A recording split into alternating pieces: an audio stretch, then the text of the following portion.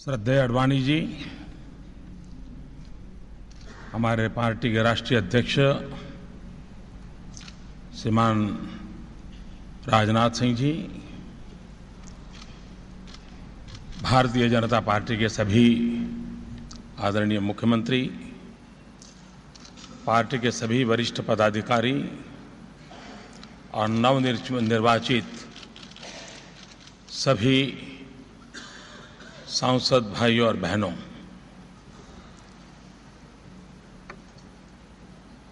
मैं आप सबका बहुत आभारी हूं कि आपने सर्वसम्मति से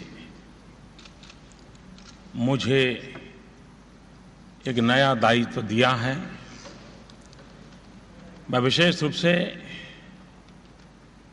आडवाणी जी, राजनाथ जी का भी आभारी हूं कि उन्होंने मुझे आशीर्वाद भी दिए हैं।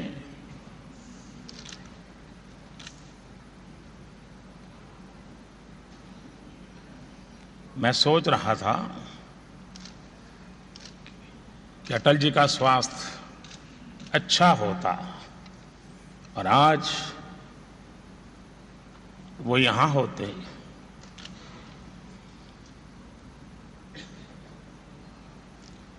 तो सोने में सुहागा होता।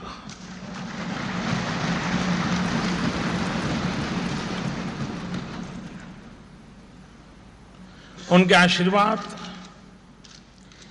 सदा सर्वदा हम पर बने रहे हैं और बने रहेंगे। भाइयों बहनों, ये लोकतंत्र का मंदिर है और हम सब लोकतंत्र के इस मंदिर में बैठ करके पूरी पवित्रता के साथ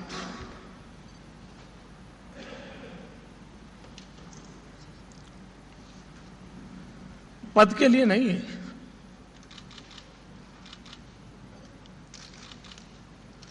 सवा करोड़ देशवासियों की आशा आकांक्षाओं को हम समेट करके बैठे हैं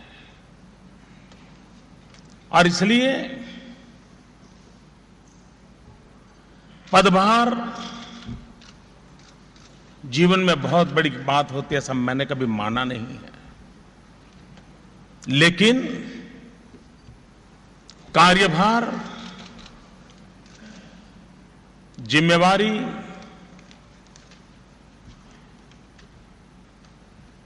ये सबसे बड़ी बात होती है और हमें उसे परिपूर्ण करने के लिए अपने आप को सज्ज करना होगा, अपने आप को समर्पित करना होगा।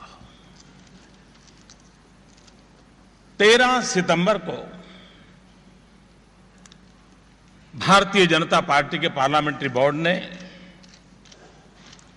आदरणीय राजनाथ जी की अध्यक्षता में मेरे लिए एक जिम्मेवारी तय की। 13 तारीख को तय हुआ, 15 से मैंने अपना काम शुरू किया, 15 सितंबर से। और पूरी तरह मन में एक कार्यकर्ता के भाव से जब संगठन दायित्व देता है तो शरीर का प्रत्येक कण, समय का प्रत्येक पल, पार्टी ने जो दायित्व दिया है उसके लिए पूरा करने में कोई कसर नहीं छोड़नी चाहिए। मुझे ये संस्कार मिले हैं और इसलिए 15 सितंबर से जो एक परिश्रम यज्ञ शुरू किया और 10 मई को जबकि चुनाव प्रचार समाप्त हुआ, मैंने अध्यक्ष जी को फोन किया। मैंने कहा मैं अहमदाबाद जाने से पहले दिल्ली आकर के आपको मिलना चाहता हूं। तो उन्होंने कहा आप थके नहीं हो क्या अभी भी? मैंने कहा नहीं, मुझे रिपोर्ट करना है।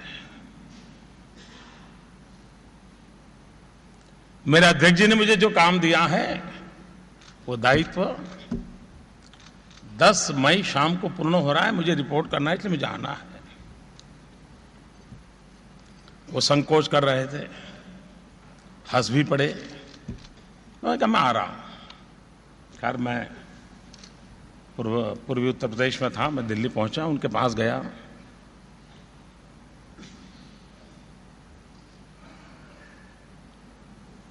और एक डिसिप्लिन सोल्जर की तरह मेरे अध्यक्ष को मैंने रिपोर्ट किया कि 13 सितंबर से जो दायित्व आपने दिया है 10 मई तक मैंने उनसे कहा कि आपने जो काम किया मैंने भली भांति करने की कोशिश की है, लेकिन एक कार्यक्रम मेरा नहीं हो पाया।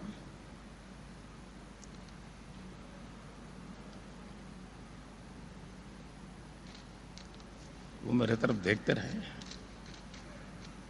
मैंने कहा मैं इतने दिनों से दौड़ रहा हूं, लेकिन 9 मई को ही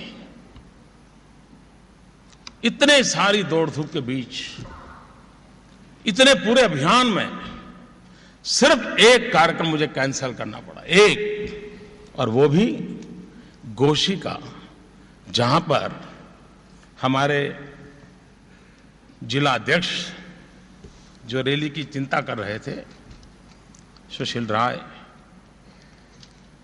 अकस्मात उनकी मृत्यु हो गई। लेकिन एक कार्यकर्ता के नाते इस पवित्र धरती पर भी आपको रिपोर्ट करता हूं कि मैंने जो काम दिया उसको पूरी तरह करने का प्रयास किया है।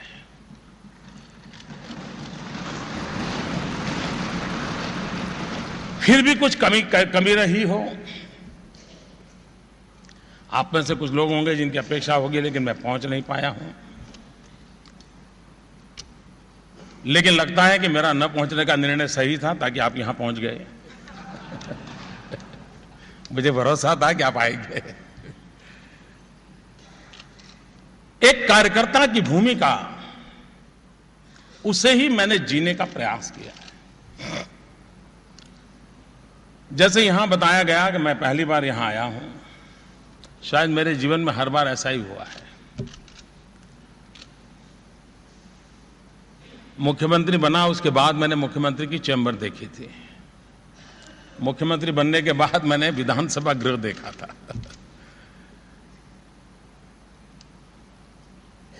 आज भी ऐसा ही एक अवसर आया है। लेकिन हम इस ऐतिहासिक स्थान पर बैठे हैं, तब मैंने प्रारंभ में कहा यह लोकतंत्र का मंदिर है। 125 करोड़ देशवासियों की आशा आकांक्षाओं इस पवित्र मंदिर पर टिकी हुई है। और मैं आज देश को आजादी दिलाने वाले, आजादी के लिए मर मिटने वाले, आजादी के लिए जीने वाले, आजादी के लिए खपे हुए उन सभी महापुरुषों को प्रणाम करता हूं, ताकि उनकी बदौलत आज देश स्वतंत्रता की अपनी यात्रा को आगे बढ़ा रहा है। मैं भारत के संविधान निर्माताओं को भी प्रणाम करता हूं कि उन्हीं की बदौलत आज इस पवित्र संविधान के कारण ही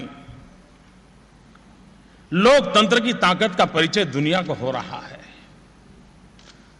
दुनिया की सबसे बड़ी डेमोक्रेसी, मुझे इन दिनों विदेश के महानुभावों से जब बात होती है, और जब मैं उनको कहता हूं कि 550 मिलियन वोटर, तो उनको पहले तो आश्चर्य होता है, इतना बड़ा इसका स्केल है।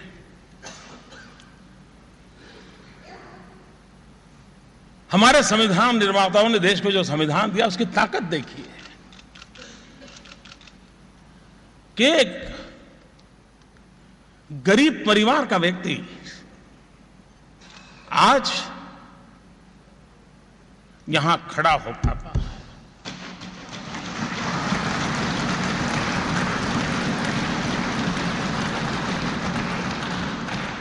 ये लोकतंत्र की ताकत है, ये संविधान का सामर्थ्य है, जिसने हमें देश के सामान्य से सामान्य नागरिकों एक ताकत दी है। इस चुनाव में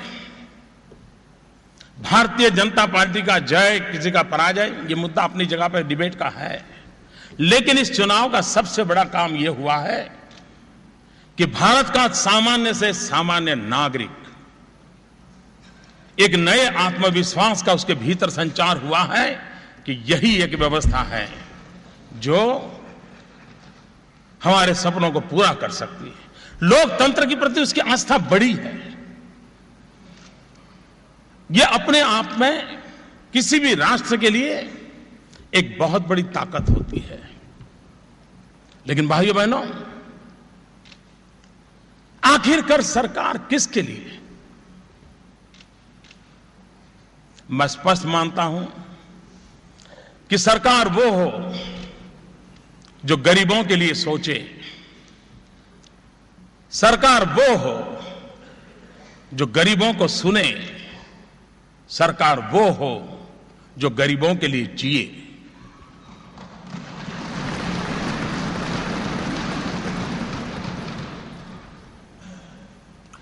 और इसलिए नई सरकार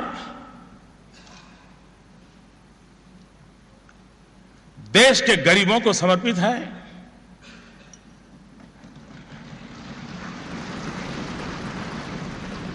देश के कोटि कोटि युवकों को समर्पित है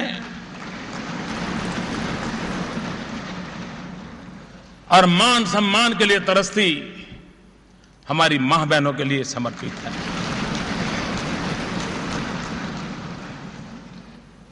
गांव हो, गरीब हो, किसान हो, दलित हो, पीड़ित हो, शोषित हो, वंचित हो, ये सरकार उनके लिए है। और इसलिए हम सबकी प्राथमिकता उनकी आशा आकांक्षाओं की पूर्ति के लिए हो, यही हमारा प्रयास रहेगा। और हम सबकी भी वही जिम्मेवारी है, क्योंकि हमें गरीब से गरीब आदमी ने यहां भेजा है। मैंने इस बार हिंदुस्तान के एक नए रूप को देखा है। पहले चुनाव प्रचार अभियान में मैंने भारतीय जनता पार्टी की रैलियों का भी एक नया कलेवर देखा है। मैंने ऐसे लोग देखे जिनके शरीर पर एक ही वस्त्र था, फिर भी कंधे पर भाजपा का झंडा था। यह तबका कितनी आशा और अपेक्षाओं के साथ हमारे पास आया है। और इसलिए हमारे सपने हैं उनके सपनों को सच करने के लिए। भाइयों बहनों,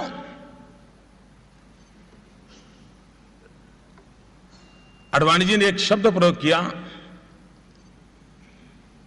मैं आडवाणी जी से प्रार्थना करता हूं कि वो शब्द उपयोग न करें। उन्होंने कहा, नरेंद्र भाई ने कृपा की।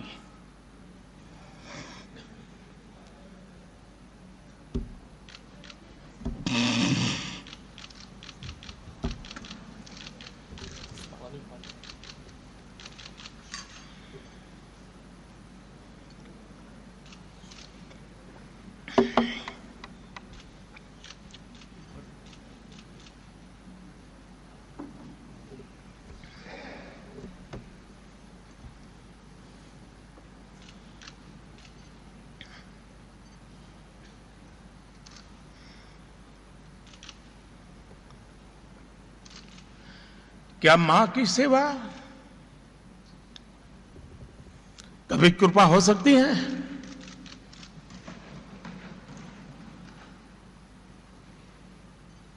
कतई नहीं हो सकती।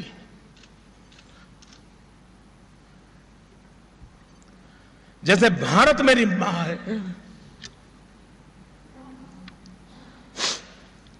वैसे ही भाजपा भी मेरी मां है।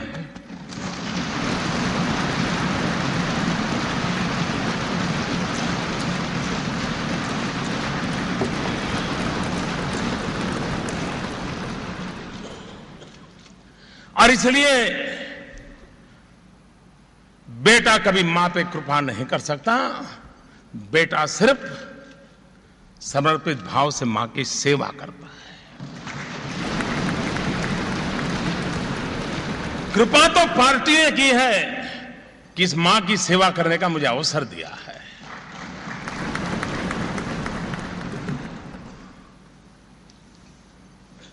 भाइयों बहनों, मैं कभी ये सोच नहीं रखता हूं कि पुरानी सरकारों ने कुछ किया नहीं है। ये सोच मैं नहीं रखता हूं, और न ही भारतीय जनता पार्टी का कोई कार्यकर्ता रखता है। देश आजाद हुआ तब से जितनी भी सरकारें आई हैं, उन्होंने अपने अपने तरीके से देश की सेवा करने का प्रयास किया है, अपने अपने तरीके से देश को आगे बढ़ाने का प्रयास किया है। जो जो अच्छा हुआ है उसके लिए वे सभी सरकारें बधाई के पात्र हैं। उन सरकारों का नेतृत्व करने वाले सभी बधाई के पात्र हैं, और हम सबका दायित्व बनता है जो अच्छाइयां हैं उसको लेकर के आगे चलें और अधिक अच्छा करने का हम प्रयास करें। हम भी देश को कुछ देकर के जाएं,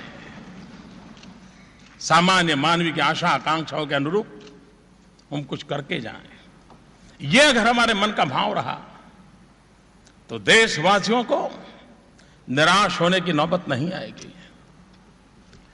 मैं ज्यादा इन दिनों टीवी वगैरह तो नहीं देख पाता हूं, ना अखबार पूरा पढ़ पाता हूं, लेकिन जो कुछ छोटा मोटा आता है, इस चुनाव नतीजों को अलग अलग तरीके से लोग मूल्यांकन कर रहे हैं।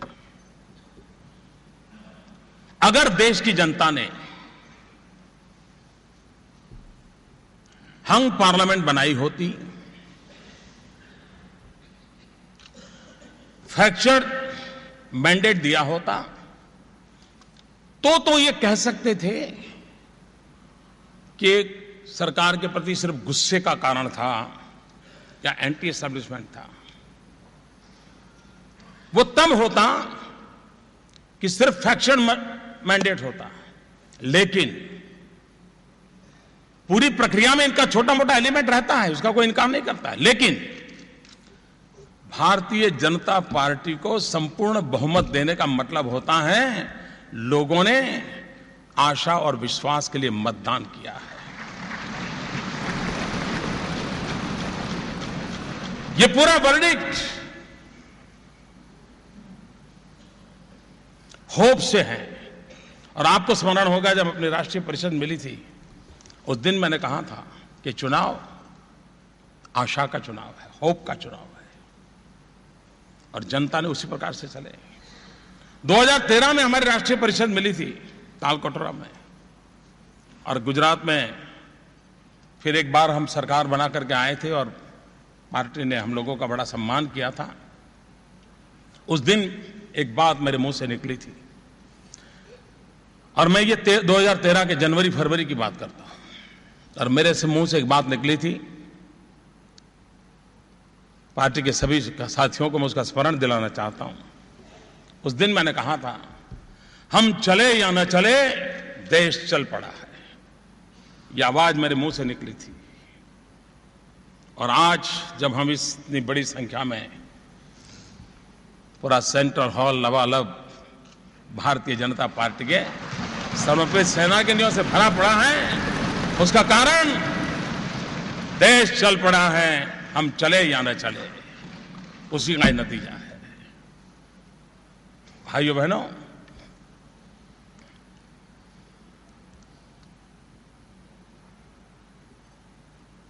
ये उमंग उत्साह ये अपना चलता रहेगा, लेकिन जिम्मेवारी का युग शुरू होता है, जिम्मेवारी का कालखंड शुरू होता है। शायद इस सभागृह में मेरी तरह बहुत लोग होंगे जो आजाद हिंदुस्तान में पैदा हुए हैं, और शायद देश में भी आजाद हिंदुस्तान में पैदा हुए किसी व्यक्ति के नेतृत्व में पहली सरकार बनेगी। अब तक देश में सारे नेता गुलामी के कालखंड में उनका जन्म हुआ था, ये बात हमको स्वीकार करनी होगी, जो हम आजादी में के कालखंड में पैदा हुए हैं। हमें आजादी का जंग लड़ने का सौभाग्य नहीं मिला। हमें देश के लिए मर मिटने का सौभाग्य नहीं मिला। हमें जवानी जेलों में खपाने का सौभाग्य नहीं मिला। लेकिन कोटि कोटि जनों ने हमें देश के लिए जीने का अवसर जरूर दिया है। देश के लिए भले हम मर न पाए, देश के लिए भले हम जूझ न पाए, देश के लिए भले हमने अत्याचार झेलने का अवसर नहीं आया, लेकिन आजाद हिंदुस्तान में पैदा हुए हर व्यक्ति को, इस सभागृह में बैठे हुए के लिए, पूरे देशवासियों के लिए, आजाद हिंदुस्तान में पैदा हुए हम लोगों के लिए जीवन का संकल्प होना चाहिए,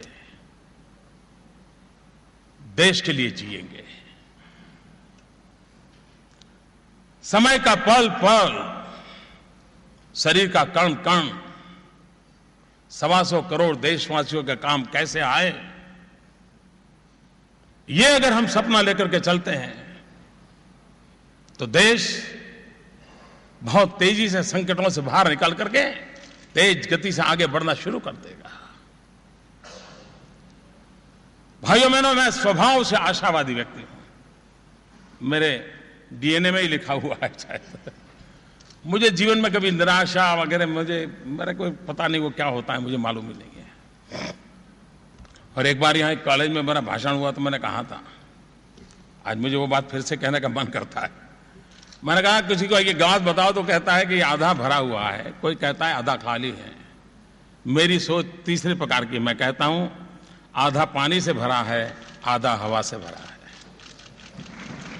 आपको खाली नजर आता होगा, मुझे नहीं आता है, मुझे हवा से भरा हुआ नजर आता है। और इसलिए मैं कहता हूं मैं बहुत ही आशावादी व्यक्ति हूं, और सकारात्मक मार्ग के लिए आशावादी होना एक बहुत बड़ी आवश्यकता होती है।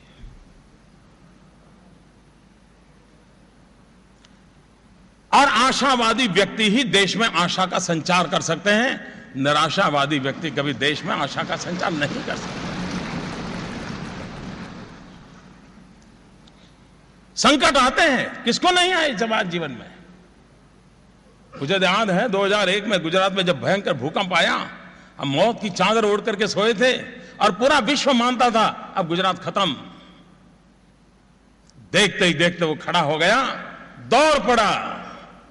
भाइयों बहनों, मैं देशवासियों को विश्वास दिलाना चाहता हूं, निराशा छोड़नी होगी हमें। पुराने कितने ही बुरे अनुभव क्यों न हो, उसके आधार पर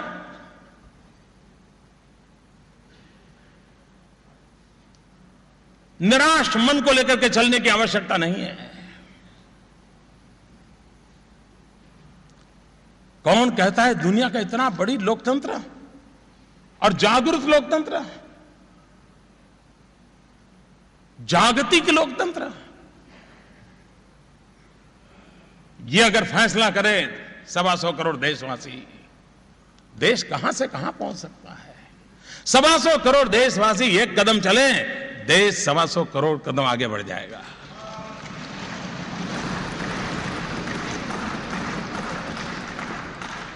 दुनिया में कौन देश है जिसका बस 6 ऋतुएं हो, 6 सीजन हो? ऐसा विश्व में कौन है? हम ही तो है। ईश्वर की इतनी बड़ी कृपा है हम पर, प्राकृतिक संपदाओं से भरी हुई ये हमारी धरा उर्वरा है। यहां के लोग बाहर जाते हैं तो दुनिया में नाम कमाते हैं, सिर्फ उन्हें यह अवसर देने की जरूरत है। शक्ति तो उनके भीतर पड़ी हुई है, सिर्फ मौका देना है। अगर ये अवसर देने के भाव से हम आगे बढ़ें। इस चुनाव में 2 बातों पर हम लोगों ने बहुत बल दिया, उन बातों को हमें आगे बढ़ाना है, और वो है सबका साथ सबका विकास। हम सबका विकास चाहते हैं, लेकिन सबका साथ उतना ही अनिवार्य है। उस मंत्र को लेकर के हम आगे बढ़ना चाहते हैं। भाइयों बहनों, ये चुनाव एक नई होप का चुनाव है, नई आशा का चुनाव है। और ऐसे सामर्थ्यवान साथी मुझे मिले हैं। इन सामर्थ्यवान साथियों से और अपने वरिष्ठ नेताओं के मार्गदर्शन से मुझे पूरा विश्वास है भाइयों, 13 सितंबर को जो दायित्व मिला था, जिसको 16 मई को पूर्ण किया, आज जो दायित्व मिला है, मैं आपको विश्वास दिलाता हूं कि जब 2019 में हम मिलेंगे, मैं आपको, देशवासियों को फिर एक बार मेरा रिपोर्ट कार्ड दूंगा। परिश्रम की पराकाष्ठा करूंगा, अपने लिए नहीं, देश के लिए जीऊंगा। और मैंने कहा, यह सरकार गरीबों को समर्पित है। जो कुछ करने के इरादे से बैठे हुए हैं, इच्छा है, उनके लिए है। भाइयों बहनों, 2015-2016 हम सबके जीवन में एक महत्वपूर्ण अवसर आ रहा है। पंडित दीनदयाल उपाध्याय जी का शताब्दी वर्ष आ रहा है। 2015-2016 चरैवेति चरैवेति चरैवेति का मंत्र जिस महापुरुष ने जी करके दिखाया, और उसी से त्याग तपस्या के अधिष्ठान पर संगठन की पूरी व्यवस्था विकसित हुई। अभी से 2015-16 में पंडित दीनदयाल उपाध्याय जी के शताब्दी का पर्व कैसे हो, सामान्य व्यक्ति के जीवन में शुचिता का आग्रह कैसे हो। पंडित दीनदयाल उपाध्याय जी ने हमने जो रास्ते दिखाए थे, उसमें विचार की जितनी ताकत थी, उससे ज्यादा ताकत आचार की थी। और आचार परमो धर्म, इस भाव से हम चले हुए लोग हैं, उसको हम कैसे निभाएं। पंडित दीनदयाल उपाध्याय जी के शताब्दी पर्व के लिए पार्टी भी सोचे, सरकार भी सोचे, और दरिद्र नारायण की सेवा, अंत्योदय, ये पंडित दीनदयाल उपाध्याय जी ने हमें दिए हुए हैं। और तब मैं कहता हूं ये सरकार गरीबों के लिए है, क्योंकि दीनदयाल जी के शताब्दी वर्ष में है, ये सरकार होगी। भाइयों बहनों, वैश्विक परिवेश में भारत के इस चुनाव को और चुनाव नतीजों को बहुत ही सकारात्मक रूप से देखा जा रहा है। और जो पहला संदेश जाता है, वो विश्व में भारत का रुतबा पैदा करता है। तो देश के कोटि कोटि जनों ने किसी दल की सरकार बनाई, ऐसा नहीं है। किसी व्यक्ति को प्रधानमंत्री बनाया, ऐसा नहीं है। देश के कोटि कोटि जनों ने इतना उत्तम मैंडेट देकर के विश्व के सामने भारत का सर ऊंचा करने का अवसर पैदा किया। इस चुनाव को कौन जीता, कौन हारा, वो दायरे से देखने का समय वक्त चला गया। ये वो नतीजे हैं जो विश्व को भारत के लोकतांत्रिक सामर्थ्य की ओर आकर्षित करने वाले हैं। और अब देश, जिन लोगों के मन में निराशा थी, दुनिया के कई देश भारत से बहुत अपेक्षाएं करते थे, आशा हिंदुस्तान के सामान्य मानवी में जगी है। वैसी आशा विश्व के मानवतावादी ताकतों में भी बढ़ी है। ये अपने आप में वैश्विक परिवेश में मैं इसको शुभ संकेत मानता हूं। भाइयों बहनों, मैं फिर एक बार पूरे अभियान में लाखों कार्यकर्ताओं ने जो परिश्रम किया है, और एक बात समझिए भाइयों,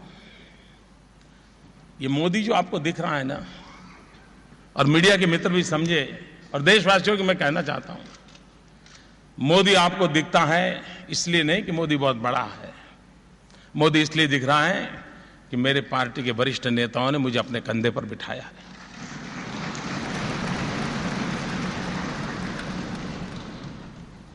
और ये विजय, कभी हम ये गलती ना करें, देखिए मुझे टिकट दिया तो कैसा जीत गया, अब तक उसको मिलता था नहीं जीतता था, ऐसे भ्रम में हम ना रहें। आज हमने जो कुछ भी पाया है वो 5-5 पीढ़ी खप गई है तब आया है। जब जनसंघ शब्द सुनकर के लोगों को समझ नहीं आता ये लोग कौन है, कोई धार्मिक संगठन है कि राजनीतिक संगठन, ये भी पता नहीं था। उस जमाने से दीवारों पर दिया जलाते जलाते खपे हुए अनेक परिवार हैं। मैं आज उन सभी पीढ़ियों को जिन्होंने राष्ट्रवादी विचार को लेकर के अपने अपने तरीके से तपस्या की है, जीवन खपाए हैं, उन सबको नतमस्तक होकर के नमन करता हूं। और हम भी न भूलें, हम आज अपने कारण यहां नहीं हैं, हम आज उन तपस्या के कारण यहां हैं। अगर इतना सा मन में हमेशा बना रहा, मैं नहीं मानता हूं कि हमें कभी भी समाज के लिए, दल के लिए, साथियों के लिए शिकायत का अवसर आएगा, कभी नहीं आएगा। और इसलिए भाइयों बहनों, ये विजय भी हमारा नहीं है, उन 5 पीढ़ियों की तपस्या का है। ये विजय वर्तमान के उन लाखों कार्यकर्ताओं के पुरुषार्थ का है। और ये भारतीय जनता पार्टी संगठन के अधिष्ठान पर चलने वाली पार्टी है। हमारी ताकत संगठन है। हम में से कोई न संगठन से ऊपर हैं, न संगठन से परे हैं। वही हमारे लिए सर्वोपरि हैं। उस भाव को लेकर के हम आगे की जिम्मेवारियों को निभाएंगे। फिर एक बार आडवाणी जी ने आशीर्वाद दिए, आप सबने मुझे एक नई जिम्मेवारी दी है। मैं भली भांति पूरी कोशिश करूंगा कि आपने मुझसे जो अपेक्षाएं की हैं, उन अपेक्षाओं में कभी भी आपको नीचा देखने का अवसर नहीं आएगा, ये विश्वास दिलाता हूं। फिर एक बार आप सबका बहुत बहुत धन्यवाद।